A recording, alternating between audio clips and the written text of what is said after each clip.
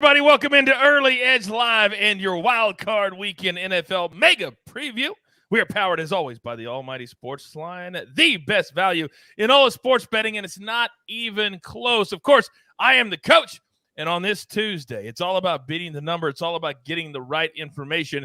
And this year, for the first time ever in the history of the National Football League, we will have a Monday playoff game on ESPN and on ABC. I'm trying to remember which one. But we've got 6 games spread out throughout 3 days. We're going to have a live show before every single wild card game right here on our YouTube channel. So let's bring in the stars of the show. You know I'm bringing in the heavy hitters. First and foremost, live from Nashville, Tennessee, the penthouse level, M Squared. It's playoffs, baby. Let's go. Let's go. Playoffs time, man. Let's do it. Love the format this year. I do love the team here like this. I think this is going to be a really, really fun weekend. Love that it's stretched out over 3 days. I love those primetime games, so let's do it. You're damn right. Also, Maestro, good afternoon, sir. Good afternoon, sir. I was just checking some weather forecasts because I know we're going to dive into that really quick. But yeah, great slate of games, and let's do it. All right, so here's what the schedule looks like, and then we're going to do our best bets, and then we'll dive in to each and every game. So 2 games on Saturday, 4:30 Eastern, Raiders and the Bengals. 8:15, it's the Patriots at Buffalo. Wow, that's going to be a great one. Then on Sunday, we got 3 big games, 1 p.m. Eastern, Eagles and the Bucks. 4:30, 49ers and Dallas. And then 8:15, the Steelers in their season in Kansas City. Then on Monday, 8:15 Eastern time, it's the Cardinals and the Rams live from SoFi right out here in California. All right, let's get into our best bets right off the bat. And Maestro, I'm going to let you go first. What do you got today? All right, well, I got 3. One I talked about this morning, the Chiefs laying the big number, even though, as I'll give you some trend info later, road teams and dogs have been the way to go the last several years, no question about it. But you have to look at the teams on the field, and what the Steelers are putting out there is by far the worst of these playoff teams in terms of every metric. So I'm laying the points with the Chiefs. The 49ers is a side I really wish I had gotten 3.5. That was available for a very short time, but I only got 3. I think they're the better team. They actually have the best offense in terms of yards per play since the middle of the season. They're healthy now, assuming Jimmy G. They came out of it with no setbacks, an amazing comeback win over the Rams. They averaged 6.7 yards per play against a good Rams defense. And the Cowboys, I respect them. I've been on them a lot because of the Gregory and Lawrence and Parsons and those pass rushers on defense. But, what they did down the stretch, that was against NFC East and a depleted Saints team. Those were big numbers, inflated numbers. I think the Niners are the team that could go very far in these playoffs. And then the other one is the Raiders getting 6.5. This one, I should have jumped in early. It fell down to 5.5. Now, this is one of the game, maybe the only game so far we've seen a real serious move in the last day or so from 6.5 down to 5.5. And part of it could be the weather. People think it's going to be lower scoring with the possible snow, very cold in Cincinnati. But the other thing is that first game, 32-13. Remember the Bengals went out there. It was actually pretty much a toss-up game. There were a bunch of turnovers late. It was actually a close game late. There's nothing to say that the Bengals far outplayed the Raiders. And if you look at the way Josh Jacobs is running, you look at the way the Bengals have played lately defensively. And one thing is Joe Burrow kills the blitz. He is number 1 against the blitz. He's got great receivers. You cannot blitz that guy. Well, the Raiders don't blitz at all. They're the lowest blitzing team in the NFL. I'm not saying they win outright, but I do think that's why I pushed it over 6.5 because 6 is a key number. I bought it from 5.5 to 6.5, and there you see it on the screen at -125. All right. I love all 3 of those plays. We will dive in deeper in a matter of moments. But before we do that, we've got to go over to M Squared. And we preach all season long, Mikey, that the right strategic teaser can be a home run. And I believe that you have nailed one here today. What do you like? Yeah, like Larry, I like the 49ers side of this game. I'm electing to put it in a teaser here, get it up to 9 through almost all of the key numbers here. I'm expecting a competitive game. Like you mentioned, they had a very pretty strong offensive game in terms of yards per play. They got out of there unscathed in terms of injuries. They're getting healthy at the right time. And frankly, I think they have one of the better coaching staffs in this type of format. I really think that McCarthy is overmatched personally. So I like the 49ers here getting 9 points. And then I'm pairing it with the Cardinals. Look, it's a division game. These teams know each other very well. These division games get very competitive. Kyler Murray, I expect him to have just enough. I actually kind of like this Cardinals team a little bit away from home too. He's talked about it a little bit, but they tend to get a little more distracted at home, a little too relaxed. He's talked about it at length, really. You've seen him. They played really well on the road at Dallas. I like that for him personally. So I think these games are going to be competitive. Look, Larry mentioned it a little bit. Road underdogs and road teams in general typically are going to be where the value is going to be at in the playoffs. The home teams are a little bit inflated. Also, I like that 49ers game. I think that the Dallas line is just simply inflated to that point. You're talking about a home team, a very public team, and a very public team that has been good this season. You're just still betting into that peak value after they've been beating up on a pretty poor division that they get to play in all year. So give me the Cardinals plus 10 paired with the Niners plus 9. Yeah, and we've seen, certainly, we'll get into that game in a couple of minutes. We've seen how that Dallas team, other than one outburst in Washington the last 5 or 6 weeks, Mikey, they just haven't been very good or in sync offensively to score a lot of points. All right, let's jump into the whole schedule now. We've got our best bets out there. And don't forget, subscribe to our YouTube channel. You're watching it right now. Turn on those notifications because we're going to have a live show before every single wild card game this weekend, and you want to make sure you know exactly when it starts. All right, game number 1, 4:30 on Saturday. Raiders and the Bengals. The current number, again, it's going to change all week long, but right now on Tuesday, when we take this show, it's 5.5, and the total is 49. You already mentioned it, Maestro. They played in Week 11, 32-13. Derek Carr was very, very vocal about the playoffs. That was what was this team's driving force during their 4-game winning streak to end the season. But now they have to figure out a way to go to Cincinnati. All we care about is the number you gave out, which is 6.5.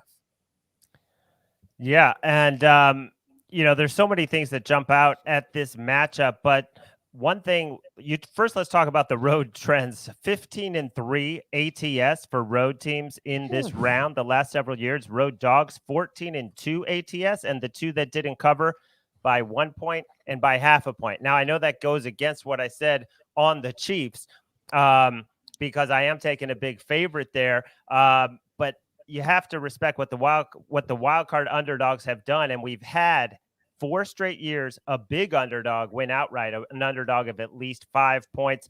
And one thing people are saying, the Raiders played the overtime game. It's a short week. They're traveling. They're going to be gassed. There hasn't been any evidence of that.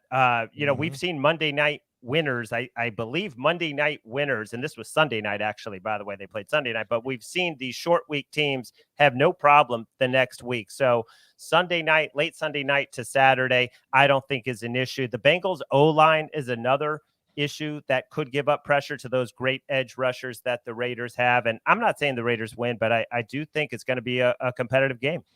When you look, Mikey, at how the Raiders have gone about their last 4 games, it's almost as if they started their playoffs 4 weeks ago. So to the Maestro's point, they've been fighting for their lives every single week, and the other teams have not. Do you think they could get off to a quick start because of that? Absolutely. I think them and the 49ers are two teams that can get off to a quick start because of that. I'm not worried about the short week for them here.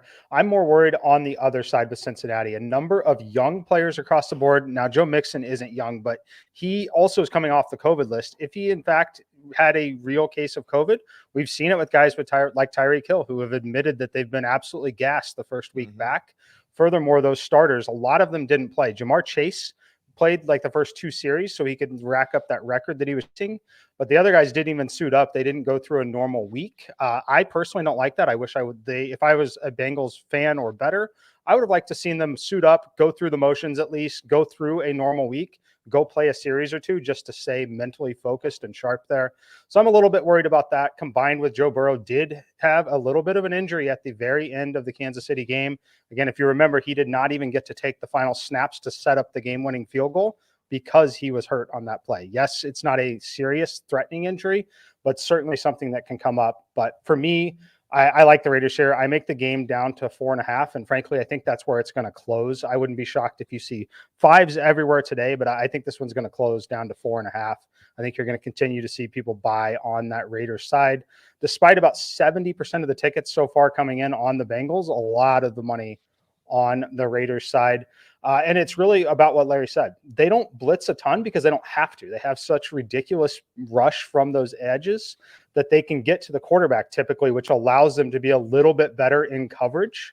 And I think that that's going to be a little bit of a different look for Burrow.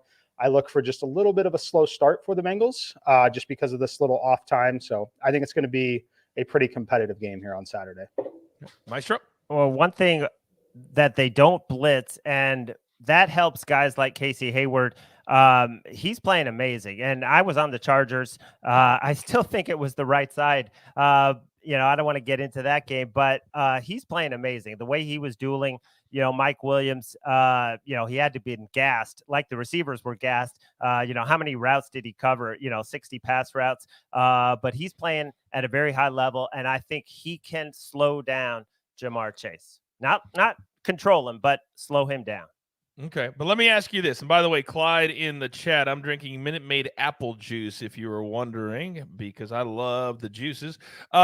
This is a game when you've got a dynamic offense, guys, like the Bengals have, and you've got the 3-headed wide receiver dynamic triumvirate. They score a lot of points. We saw what they did against Kansas City a couple of weeks ago. This total is sitting at 49. Is there anybody that likes this number at all? The over or the under? So the simulation tells me to lean towards the under. I don't trust it there. If I did, I would wait till close because I do think the consensus is it'll go up. I would expect this one to probably close closer to 50. If for some reason it got to 51 or above, then I would really start to consider the under, as 51 is a relatively strong key number in totals. I'm not expecting that much line movement, but we'll monitor it. If it gets to that level, then I would really feel comfortable on the under. But typically these games, yes, they have high-powered offenses, but they're typically going to tighten up a little bit. So I pretty much unders and underdogs across the board this week. And another trend that supports you, Mike, is if you look in the wild card round, non-dome games have gone under 25 of the last 36, which is almost 70%. There you go. It's all about win and move on. How you do it does not matter. Be very careful with these totals. All right, let's move on to game number 2 on Saturday. Boys, and Mikey, I'm coming to you. And I'm sure that these two teams, when we were talking about them 5 weeks ago, could not have imagined that in order to move on to the week 2 of the playoffs, they would have to beat one another. But I'm here for it. Patriots, Bill Belichick traveling to Buffalo. The Bills currently laying 4, and the total is sitting at 43. Now, the Bills, they led the NFL, Mikey, only allowing 17 points per game. Do you think their defense can hold up against Mac Jones and this offense? I mean, I think I do think it can. I think the thing we have to watch out for in this game is what is the weather. Like, out of all the games out there, obviously this one could have the biggest weather impact. Around 30 to 40% chance of snow, 15 degrees is the high in this game. Could be very cold, always windy in Buffalo. That's going to be, it's not going to be repeat of the first matchup in the snow game, essentially, in the weather game where they couldn't throw the football at all. The Patriots won without throwing the football, basically. However, I lean in the favor of the Patriots in this one. I think that the true number should be a field goal. I get why it's 4. There's still going to be a ton of support for the Bills right now. Chief, watch out, buddy. Chief likes the Patriots for this one. He loves the Patriots this week. To get in on this one. But so I think the Patriots are the right side in this one, though. I like things to tighten up in these games. I still don't trust the Bills completely across the board. They're going to be bringing Emmanuel Sanders back. I don't know how much that helps, as I do think the timing is absolutely going to be off there if they try and force things to him. But how do you not play him if he's active, kind of thing? So it's going to be really difficult for that. Furthermore, if you watch the thing that we have to start thinking about just a little bit, especially if those teams that have been good teams but kind of underperformed, I would say the Bills have underperformed those expectations we had towards the middle of the season. Mm-hmm. Both the offensive and defensive coordinator are being recruited to go interview for other jobs at this point. They're playing at home. They just have some more distractions than normal. I just think this is a good time to jump on the underdog here at getting more than the field goal. 4 is still a pretty key number for the push in these kind of games. You see a total at 43. Again, we're talking about the weather here. I just expect it to be one of those close games in the playoffs here. And while I'm not the biggest Mac Jones fan in the world yet, I still do respect Bill in these kind of games. And then on the other side, the objective is get in and get out with a win. So we may not see them be super, super aggressive at times. That is so much good information. As Maestro, as I come to you, to Mikey's point, 8 weeks ago, we thought this was going to be the number 1 seed in the AFC, and then they started doing this. So where are you at as far as your confidence level in this Buffalo team? Well, Josh Allen has definitely not played like he did last year, and the offense hasn't been as impressive. But you look at what Mac Jones did. In the first matchup, he threw it 3 times, and they won the game. They didn't have to pass the ball. The next time, they threw it 32 times, 2 picks, and he has kind of slid towards the end of his amazing rookie year. You look at first-time playoff QBs. This is another trend I got from TA Analytics, a great follow on Twitter. First-time QBs against QBs that have been to the playoffs, 14-32 against the spread. No, let me make sure that's right. Yeah, 14-32 against the spread. And rookie QBs, 4-7 straight up, 5-6 ATS, which is not so bad. But in those 11 games, 11 TDs, 12 picks. So, I just am not expecting Mac Jones to go out there and play a flawless game. How about C-Rad in the chat? He says, Pats have been sliding late. Got to take that into account.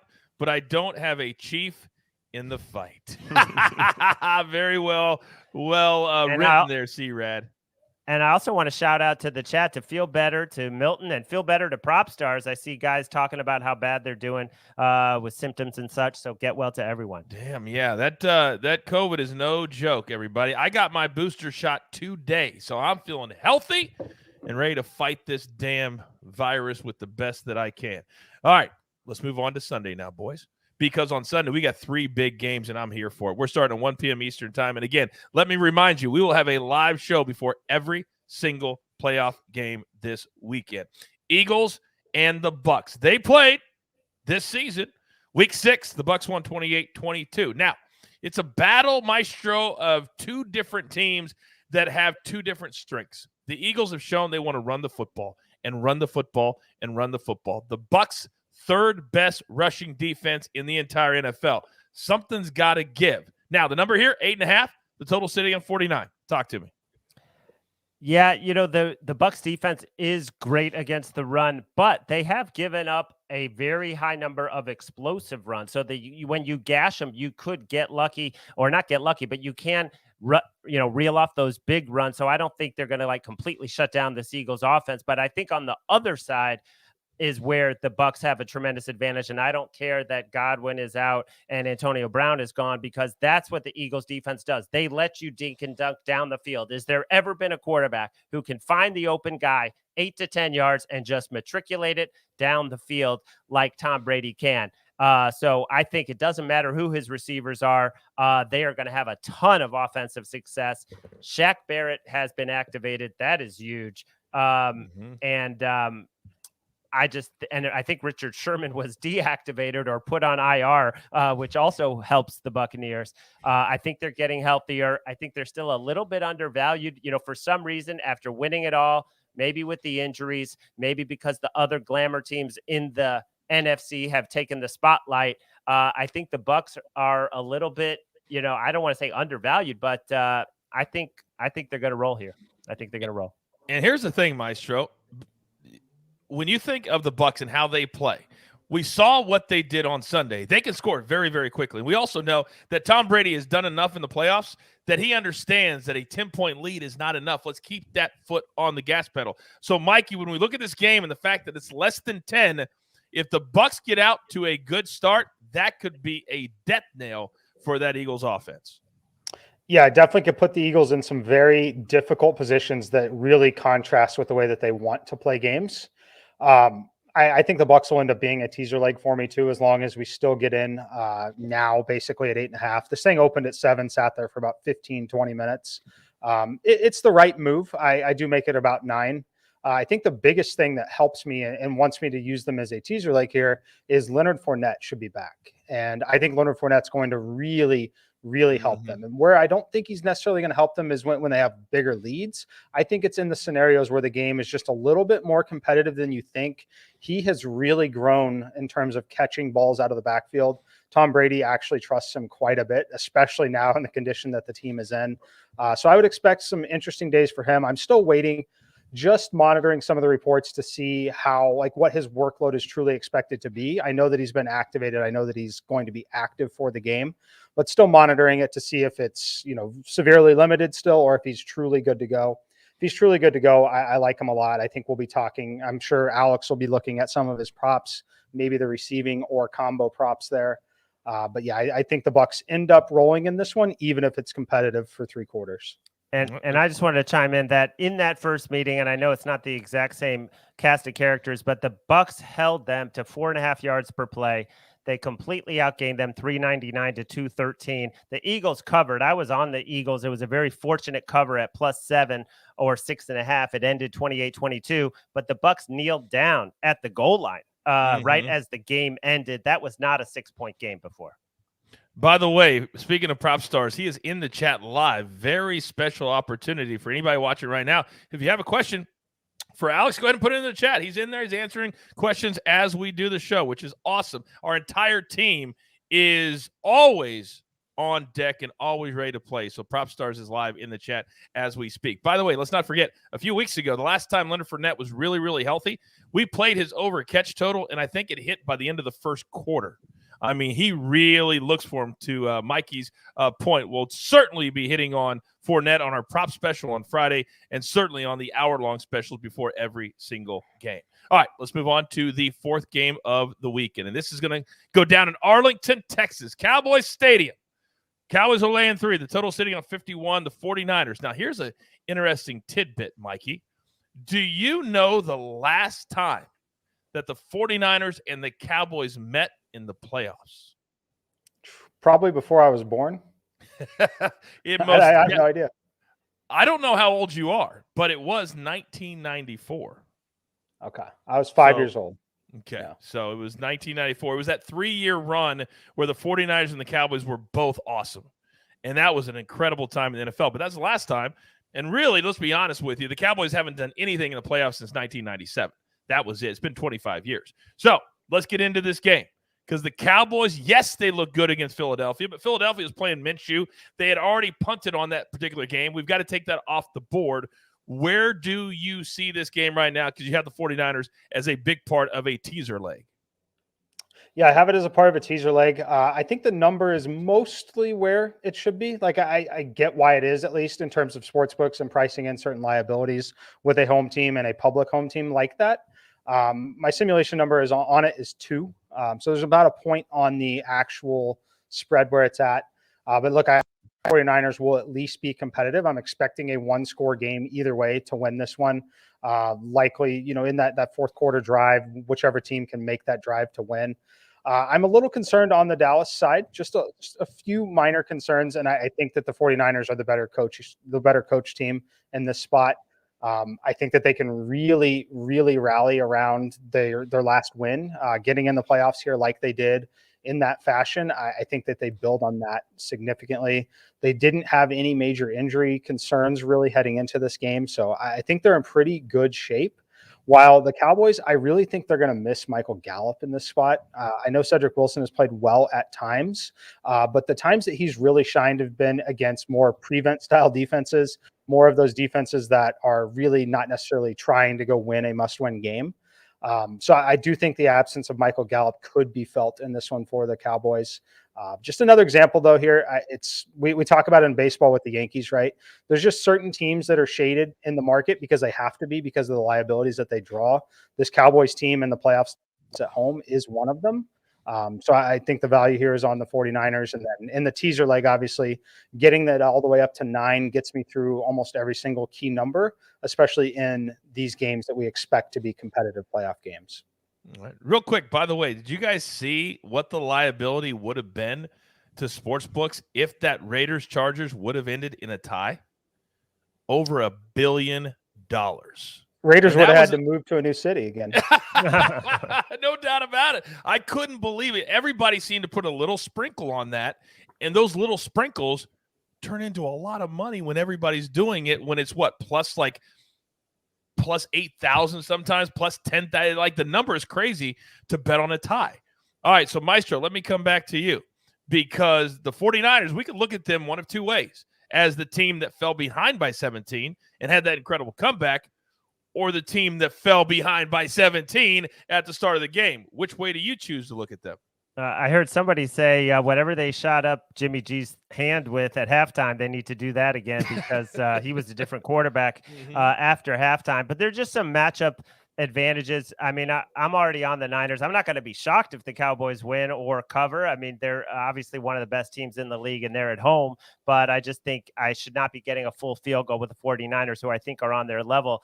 Zuerlein has missed 6 extra points. They're talking that he's got it's a psychological thing. He's missed 6 field goals. That could be an issue in a close game when you have a spread like this. A couple other things. The Cowboys are a gambling, attacking defense. We know they can make big plays. We know they can get the turnovers.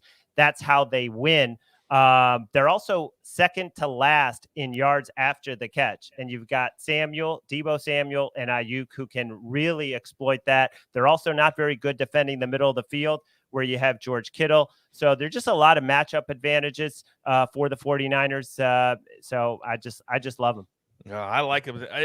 They're built for the playoffs. Yes. Sorry, and I forgot. Maybe the most important thing is their best corner, Emmanuel Mosley, came back last week. So they finally have the secondary that they need. It's not maybe the best secondary in the league, but he is their best corner, and he finally came back last week, and that made a big difference. Yeah, and we've seen Dak he gets some happy feet back there. If you're putting some pressure on him, if you're playing pretty good defense, he can get really good happy feet. There's no doubt about it. By the way, in the chat, they're all commenting on that near tie, and I don't know if you guys saw this as well, but Austin Eckler was talking to a player on the field after the game who admitted to him that they were going to run the clock out if they wouldn't have called that timeout, and it would have ended in a tie. That's crazy. And then the Chargers would have got in. Yep. Wow. Brandon Staley just outthought himself the entire game and ultimately cost himself and his team a shot at the playoffs. All right, third game on Sunday night, boys. Steelers, and somehow Big Ben, he's still standing for 5 more days. The Chiefs are laying 12.5. The number is 46.5. And I would be foolish as a Chiefs fan to say, oh, there's no chance of them losing, because I could just list year after year after year, well, we have blown it when we have been favored. Mikey, I've got to come to you on this one. Tell me a scenario where the Chiefs don't win this one comfortably on Sunday. Tyreek Hill lets a ball through his hands off the face mask, turns into a pick 6 early. I mean, we've seen it once or twice early this season, but it's going to take, honestly, I think it takes a special teams or defensive touchdown from Pittsburgh during the game to help keep them in the game in that spot. But other than that, we could obviously go back and point to the Colts and the Jaguars. Must-win game for the Colts. They didn't get it done. Like, it's certainly possible. It's well within the range. These are professional teams, professional athletes, but it's Kansas City at home, Arrowhead playoff game. It's Kansas City or nothing here for me personally. The only thing that I would comment on it is a friendly enough number at this point. Like I basically said at the beginning, I honestly feel comfortable as a teaser leg on every single underdog this week, including this one, just getting this one up to 18.5. I think that we're looking at a 2-touch. I think we're looking at a 14-point game, most likely. I'm kind of shocked. I mean, I get it. I get why people want to back the Steelers. I get why they want to. Playoff games get tight, but I make the game 14, and I'm a little surprised that that's not where the line is here on this one. See, I think you bring up a very, very good point, because the one thing we know, Mikey, as Chiefs fans, what happened a couple of years ago? Every single game we fell behind by double digits. So they're not comfortable at any point of a game. I don't care if they're up 14, 21. They're not going to feel comfortable. We're not going to feel comfortable. So Andy Reid certainly can't feel comfortable. So why are you so bullish, Maestro, as I come to you? Because you agree with Mikey, because you're laying the 12.5. Yeah, and I actually thought Mikey was going to say he would tease it to 6.5 and more confident that way. The Steelers, it's a miracle they're here, really. 4.5 yards per play over the second half of the season. This offense is so limited. The Chiefs defense is fully healthy. We do have to wait for tomorrow for that injury report on guys like Hill and Kelsey and Edwards-Helaire. All the words and rumors coming out is that they're not worried about any of those guys. But until we see the first injury report, that there's a little hesitation, a little trepidation on my part. But I think 13 is a key number. 27-14. There's a lot of 13s out there, 30-17. That's why I got it locked in at 12.5. I thought if we get a good injury report for the Chiefs, it may continue to go up towards that 2-touchdown mark. I just think it's almost a miracle that the Steelers are here, and I don't think they belong on the same. We saw it 30-0 and 36-10 was the final the last time they met. Yeah, and that was 3 weeks ago. Yeah, they don't. I mean, if you would have said 5 weeks ago and you would have written out everything the Steelers had to have happen for them to make the playoffs, you just said this is crazy. Right. This is not going to happen. But crazy things happen, 100%. In the NFL, and we've seen it time and again. And Mike Tomlin as an underdog, you could probably get that trend out, and it's going to be very profitable because no one is a better motivator than that guy. You're damn right about that. Mikey, let me come back to you. Great question in the chat. And you've been all over this this entire season for us. Where do the teams stand as far as how they're COVID testing? And do we have the possibility of a big-time player missing a game this weekend because of that? I mean, the only one that really stands out is Patrick Mahomes. He's the only one that I know of that could still, in theory, test positive at some point and still be ruled out at some point. Obviously, in that scenario, it doesn't really matter what number you're getting here because that game, becomes Kansas City -3 pretty quickly. I think we'd see a 10-point move in this spot, honestly. Not the standard 7 for Rodgers, but if, say, Mahomes got ruled out, I think it would be a full 10 points in a playoff game. That's crazy. That is crazy. But explain to people who don't understand, because I didn't understand until you explained it on our morning show, The Early Edge, and on why a lot of these players won't even be tested now through the playoffs. Yeah, so once you test positive and it's a confirmed positive test and not just a close contact, you open up basically a 60 to 90-day window, depending on the current status. But either way, it's obviously well within both of those now, to where you're no longer going through the testing protocols, just through the NFL's rules around it. So it was very interesting to see the timeliness of some of the Bengals. If you watch that, I believe they had 4 players on offense, 4 players on defense, all pretty significant players land on the COVID list at some strategic times. It was very interesting to see that, especially for me. Mixon, for example, didn't need him last week, obviously, hit that COVID list. Very, I'm not going to speculate a ton on it, but it was just very interesting to see. Yep. So it's good for them that he's going to be available. My only concern is the fact that Patrick Mahomes hasn't landed on the COVID list at all yet this season. I think they'd still win the game without him, even, which is crazy. But that's the only real risk. Other than that, the Chiefs should win this game. When I saw him with Travis Kelce at the college playoff game, sitting in a skybox, no mask on, all kinds of people around him, I was like, what are we doing? What are we doing? But he seems to have made it through without getting COVID the last 2 weeks. So just stay home. Just feed the baby. That's all you got to do, number 15. Just feed the baby. Just follow what the maestro does every day. Just feed the baby. All right, let's get into our last game. It's the first time ever, and I'm here for it, that we're going to have a playoff game on a Monday. Is it fair to the Cardinals and the Rams? I don't know. Nobody's really talking about it. They're not complaining about it, so why should we even ask the question? But they will, whoever wins, get one less day of preparation, and that could matter. We don't know. But the Rams are laying 49.5. Maestro, let me come to you. Well, this is a game I'm completely torn on and not playing as of now, and maybe we'll hit it with some props after I consult with Alex, who's dropping NBA props that I'm trying to keep track of in the chat while we're on the show. I'm trying to get these down. But the thing about this game is you've got on one side the Cardinals, who are a terrible offense relatively since DeAndre Hopkins they've been a totally different type of an offense without him on the field. On the other hand, the Cardinals are unbelievable on the road, 8-1 straight up, 8-1 against the number. They won big the first time they went to the to LA. And Matthew Stafford, 9 turnovers in his last 4 games. Right now, I'm still weighing it, and I'll be eager to hear what you guys think. Yeah, C-Rad in the chat said I would hope the winner plays next Sunday, not Saturday at least. Yeah, they're going to play Sunday. That's not an issue. It will be a Sunday game, but it's just like playing Monday night and then having to turn around and play a Sunday regular season game. That's what essentially they are looking at. Mikey, do you think this is a disadvantage for the Cardinals and the Rams to be given the Monday game? I don't honestly, I don't think it's terribly a terrible disadvantage. It's not major travel situations for anyone, obviously, here. The Rams are at home. The Cardinals, it's a very short travel situation for them. We like to look at that a lot, but I like the Cardinals in the game. Honestly, it projects very, very similar to that Cowboys game that we played a couple weeks ago. And I loved the Cardinals in that game on the road. They're a different team on the road. Kyler likes to play on the road. He's, like I said, he's been very open about how distracted they tend to get at home.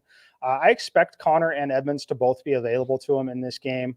And look, I don't love either one of these coaching staffs, but I know Sean McVay is way too conservative in a lot of these situations. And I would expect that to continue here for him at home. Just another classic example of a game where the true number here should be closer to 3. It should be right at a field goal. You're getting value with the dog in a division game. They obviously are very, very, very familiar with them. And Kyler Murray's one of those players. Like we've talked about it a little bit with certain teams. Kyler Murray's one of those players where once they start to become a favorite, I'm starting to back away. But when they're the underdog, I like him in these spots. I think he's a really great player as an underdog in these conditions. I think we're looking at a field goal game either way. Or missed extra point comes into play. Rams win by 2. Rams win by 1. But I like the Cardinals to get the cover here. I think that they can do just enough. And then Akers returning for the Rams. I don't like these situations a lot because they haven't played so much together in these spots. And I think McVay starts to force touches and will start to force touches in certain ways when I think that Sony Michel has been very good and should be the lead back for them. So ultimately, I trust the Cardinals a lot more than I trust the Rams here. Obviously, you're at the mercy of fading Cooper Kupp, which is never a fun thing to do. But I'll back Kyler Murray as long as we've got James Conner, Chase Edmonds out there. James Conner, when he wants something, he is a tough man to tackle. He is a beast. He is a beast. He is a beast. But I just want to say, since Hopkins' injury, under 7 yards per attempt for Kyler in every game. Yep, that's exactly right. All right, great analysis for all the games. We're going to recap our best bets shortly. But, guys, I want to hit on one more thing. I just got a text from a friend, and I want your guys' take on this because it's been 2 days. And the football world could not believe that the New York Football Giants actually were going to continue with the cocky, arrogant Joe Judge. Well, according to Adam Schefter, they will not be doing that. He has been fired in New York, and they will be looking for a new head coach after potentially the dumbest play call in the history of the National Football League, a quarterback sneak on 3rd and 9 from their own 5. In the second quarter. What is that? Maestro, your thoughts on the Giants doing the right thing finally? You know, I have a little soft spot for Joe Judge just in the fact that in the last year and a half or so until the end of this season when they totally collapsed, but they were a great cover machine on the road as big underdogs. Somehow they found a way to keep those games close. And I like to back them in those spots, you know, especially when it was Daniel Jones, at quarterback. But yeah, I mean, this was obvious. I mean, if you're going to fire Brian Flores, and that's who looks like has a great shot to get that job, you got to fire Joe Judge. Well, they had to do it, Maestro, because the Bears want Brian Flores. And if they didn't do it right now, he wouldn't be around next year to be hired. So you have to do it right now. Flores shouldn't have been fired in Miami. He shouldn't have been. Mikey, what do you make of the situation? Who do you think would be a good fit in New York? Yeah, I mean, Flores would be a great fit in New York. Really, anyone would be a great fit in New York. All 3 of us combined, I think any of us could do what Joe Judge does if we're being completely honest with each other. But my good friend of mine, Nick Costos, said best day for the Giants since Super Bowl 50 or 46. I happen to agree. It's the best day in Giants history for a long time. I don't know who they're going to hire. I hope it's Flores, but honestly, I don't think it could be any worse. and I'm happy for them because they deserve to be excited about something. And this is an exciting change for them. You know what's so crazy is I thought about that. Most of these, yeah, go ahead, Maestro. No, I just think that Gettleman, though, did more to put the franchise in the sorry state that it's in. Yeah, because he got all these players. He's the one that brought the players in. Joe Judge, I think, did a next level job of screwing himself. And what I mean by that is this: most of these head coaches, like the Todd Bowles of the world, they usually go back and can get a pretty good coordinator job after they're a head coach and they're proven not to be a good one. I don't know that Joe Judge can be hired to be a coordinator at this point because he said so many stupid things as a head coach of the Giants. Do you agree with me, Maestro? Or are we going to see, the Detroit Lions hired Joe Judge to be their offensive whatever? Well, he was a special teams coordinator, I believe, before he got this job. He wasn't even an OC or a DC, so maybe he'll go back and be a special teams guy. Well, if they're going to – who they bring, his name, former head coach of the Cowboys, they hired him with the Giants, Jason Garrett. There's no reason why he should have been brought in as offensive coordinator. I mean, ever. There are so many bright guys out there, yes! At every level, and then you just bring in a retread like that. Oh, that was brutal. Jason Garrett might be the luckiest person in the history of the NFL. You remember when Jerry Jones paid him $3 million a year to stay as an assistant, to stay in position to be the head coach? Who does that? Nobody. I repeat, nobody.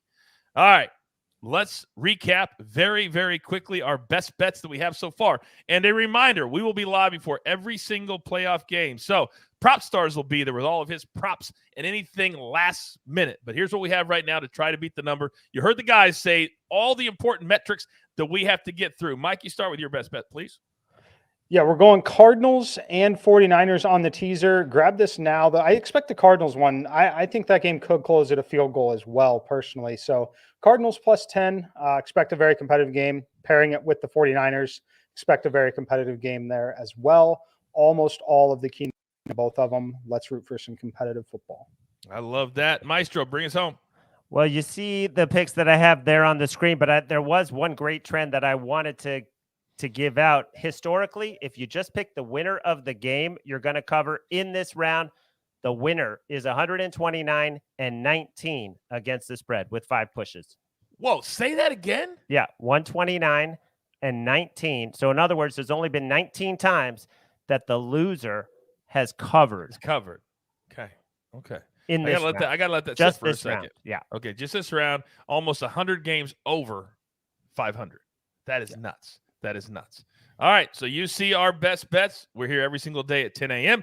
Then, of course, as I mentioned, follow our YouTube channel. If you listen on Apple or Spotify, give us a 5-star review. Let the world know how great you think the early edge is. We're here for you. If you saw our schedule that we tweeted out earlier this week, you know it's crazy.